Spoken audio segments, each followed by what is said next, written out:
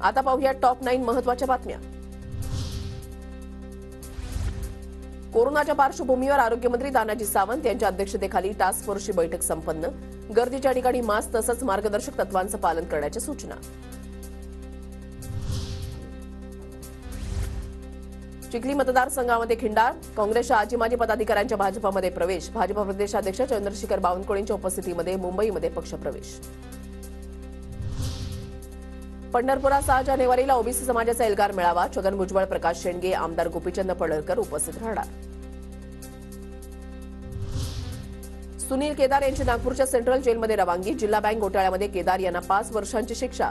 सुनील केदार यांच्या जामिनावर 30 डिसेंबरला निर्णय होणार।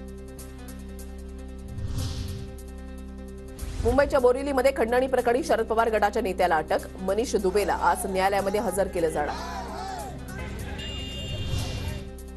राज्यभरात 18 ते 22 जानेवारी दरम्यान रामप्रतिष्ठापना उत्सव साजरा केला जाणार। मुख्यमंत्री आणि उपमुख्यमंत्र्यांच्या बैठकीमध्ये निर्णय। राज ठाकरे आणि प्रसाद पुरंदरे यांनी घेतली मुख्यमंत्री शिंदेंची भेट। पुरंदरे थिएटर अकादमीला 50 वर्ष पूर्ण झाल्याबद्दल पुण्यामधील कार्यालयाला भेट देण्यासंदर्भात दिलं निमंत्रण। पेट्रोल डिझेल 7 ते 8 रुपयांनी स्वस्त होणार। केंद्र सरकार पेट्रोल डिझेलच्या दरामध्ये कपात करण्याच्या विचारात। लोकसभेपूर्वी सामान्यांना मोठा दिलासा मिळण्याची शक्यता। पुणे ते दिल्ली विमानसेवेला दिल्लीमधील दाट धुक्यांचा फटका। धुक्यामुळे पुणे ते दिल्ली 4 विमानं रद्द। पुण्यातून सुटणारी एकूण 9 उड्डाणं रद्द झाल्यानं प्रवाशांचे हाल।